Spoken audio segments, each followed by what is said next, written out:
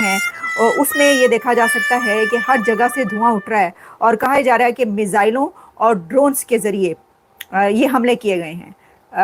कराची में तो हमने आपको पहले ही कल बताया था कि भारत की तरफ से कहा जा रहा है कि बल्कि अब तो जो टेलीग्राफ है, टेलीग्राफ ने यह खबर दी है कि इंडिया का बहरी बेड़ा कराची के पास पहुंच चुका है। अब इंडिया का बहरी बेड़ा वहां पर कराची पोर्ट के पास होना, इससे आप अंदाजा कर सकते हैं कि सिचुएशन कितनी गंभीर है हालात। जब ये खबरें आना शुरू हुई पाकिस्तान से कि वहां पर जगह जगह धमाके हो रहे हैं, सुबह लोग उठ के बैठ गए, अपने घरों से बाहर निकले और फिर धुएं उठते देखे जा सकते हैं। छतों से लोगों ने वीडियोस बनाना शुरू कर दी। जो मिसाइल और ड्रोन्स थे वो गिर रहे हैं। फिर उसके बाद भारत की तरफ से ये कहा गया है कि पाकिस्तान ने भारत के पठानकोट को निशाना बनाया है। पठानकोट जो है उनको तारीफें करके रखें, इसलिए कि जो भारत के साथ हमारे झड़पें जो छोटी मोटी हमारी हुई थी, जो अटैक्स चले थे, उसके बाद भारत तो इस बात को मानने को तैयार नहीं है कि डोनाल्ड ट्रंप ने जो है वो सीज फायर करवाया है।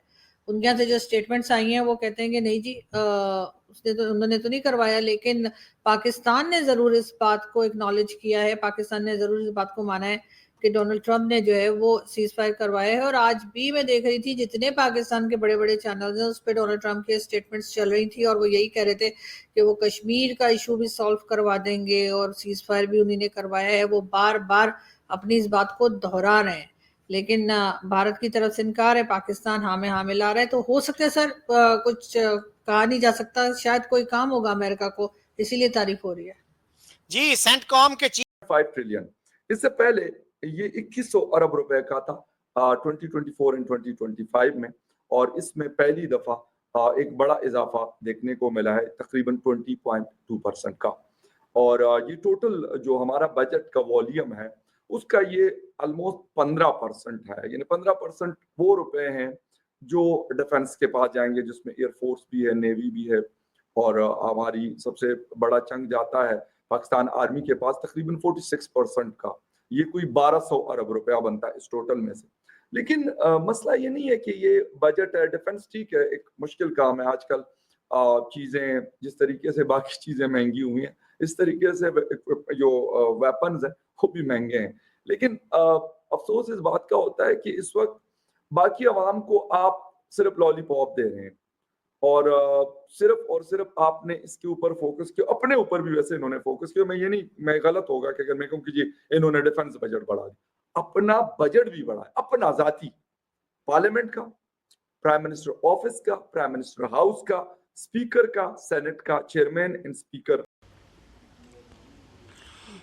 बहुत शुक्रिया स्पीकर साहब। स्पीकर साहब, क्या मैं डिमांड कर सकती हूँ कि अपोजिशन को इतना ऑनर तो दिया जाए कि यहाँ हुकूमत की तरफ से कोई मिनिस्टर, कोई नुमाइंदे बैठे हुए? Sir, where are they just sitting on empty spaces? जी, आप अपना टाइम लें। कुछ लोग चैम्बर में बैठे हैं, ऑफिसर्स बैठे हैं। Budget speech, for budget speech it means कि आप बोलें सर। जी, ये फाइनेंस के जो भी आए मुतलका लोग हैं वो प्लीज हाउस में आ जाएं। सर, आप 5 मिनट्स का या 10 मिनट्स का टाइम दे देना sir, they should come. Sir, मैं बैठ जाती हूँ यहीं पर, थैंक यू। नहीं, आप बोलें, लोग सुन रहे हैं। सर, एक भी बंदा नहीं है सर हुकूमत से, एक भी मिनिस्टर नहीं है। आपका टाइम है, आप बोलें। सर, आई थिंक सर ये बहुत ही मेरा ख्याल है कि गलत बात है कि अपोजिशन में यहाँ पे सर लोग मौजूद हों और हम सर बजट के ऊपर स्पीच करें, लेकिन सर हुकूमत की तरफ से एक भी मिनिस्टर, एक भी स्टेट मिनिस्टर, एक भी सर इनका नुमाइंदा यहाँ पे मौजूद हो। बहरहाल सर, भगोड़े होने की इनको आदत है, हर वक्त भाग ही जाते हैं। यानी सर, मैं पहले आपका शुक्रिया अदा करती हूँ कि आपने मुझे बजट के ऊपर बोलने का मौका दिया। दूसरा सर, मैं इस हुकूमत को इनकी ढिठाई के ऊपर और बेशर्मी के ऊपर मुबारकबाद पेश करती हूँ कि आपकी टोटल मिला के 17 सीटें हैं और 17 सीटें आपने जीती हुई हैं मुश्किल से, और बाकी आपकी सारी की सारी फॉर्म 47 की हैं, चोरी की सीटें हैं। इसके बावजूद भी सर इन्होंने जो है ना ये दूसरा बजट जो है वो पेश किया है। दूसरे सर, इतने पक्के मुंह से इन्होंने झूठ बोले हैं, ऐसे फच फिगर्स दिए हैं कि सर मतलब कोई हया ही नहीं आई है इनको कि पूरा बजट पेश कर दिया, लेकिन सर कोई सर पैर नहीं है। दूसरा सर, इन्होंने इस पूरे बजट के अंदर जो है वो नाकामी के रिकॉर्ड तोड़े हैं। लगातार सर इनका तीसरा साल है, क्योंकि निगरान हुकूमतें भी इनकी थी, तीसरा साल है सर। तीसरे साल में ये खुद कह रहे हैं कि एवरेज जो है इनकी 1% की जो है इनकी जीडीपी की ग्रोथ है, जो कि सर इमरान खान के दौर में जब वो वज़ीर आज़म थे 6.1% के साथ उस वक्त हमारी हुकूमत छीनी गई थी, और सर 6.1% से जीडीपी की ग्रोथ मजीद जो है वो आगे जा रही थी। यानी कि सर ये इमरान खान की हुकूमत 9 अप्रैल 2022 के करीब भी नहीं आ सके हैं, और ये मुल्क को पीछे लेकर चले गए हैं। ये बताना चाहते हैं कि सनतें तबाह हो गई हैं, मजदूर खुदकुशियाँ कर रहे हैं, किसान इस वक्त परेशान है, ज़मींदार इस वक्त परेशान है, मुल्क के अंदर किसी भी सनती उसका पहिया नहीं चल रहा। और सर मज़े की बात यह है कि इमरान खान की जब मेरे लीडर की हुकूमत गिराई गई थी सर, उस वक्त पूरे मुल्क के पिछले 70 सालों का और मेरे लीडर इमरान खान की हुकूमत का टोटल मिला के सर 34,000 अरब का टोटल कर्जा था पाकिस्तान के ऊपर। अब इन्होंने 3 सालों में ऐसे कारनामे किए कि 34,000 अरब के 70 सालों में और मौजूदा 3 सालों में इकट्ठे सर 75,000 अरब का कर्जा पाकिस्तान के ऊपर चढ़ गया।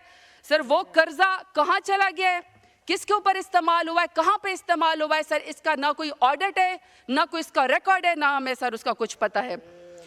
दूसरा सर, इनका जो इकोनॉमिक सर्वे है सर, यकीन करें वो इनकी अपनी नाकामी का सरकारी मुंह बोलता सबूत है।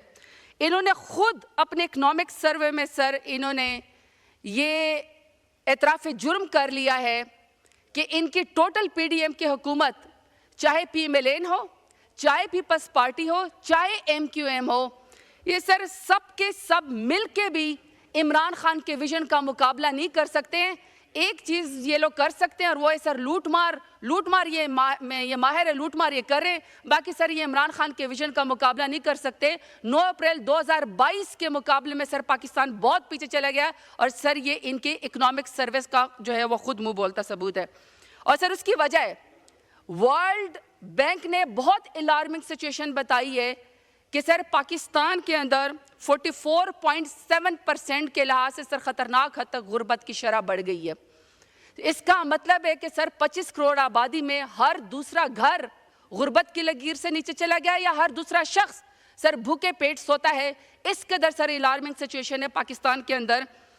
30 लाख से ज़्यादा सर पाकिस्तानी मुल्क जो है वो इन 2-3 सालों में मुल्क छोड़ के चले गए हैं।